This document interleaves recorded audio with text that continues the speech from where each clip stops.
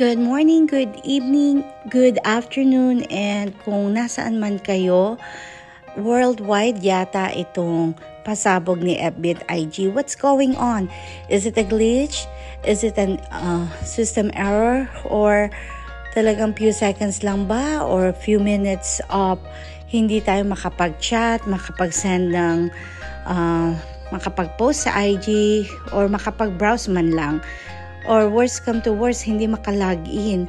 So what seems to be the problem? Tara, pag-usapan natin dito. Of course, chat muna tayo dahil hindi tayo makapag-messenger, makapag-update sa Facebook or Instagram.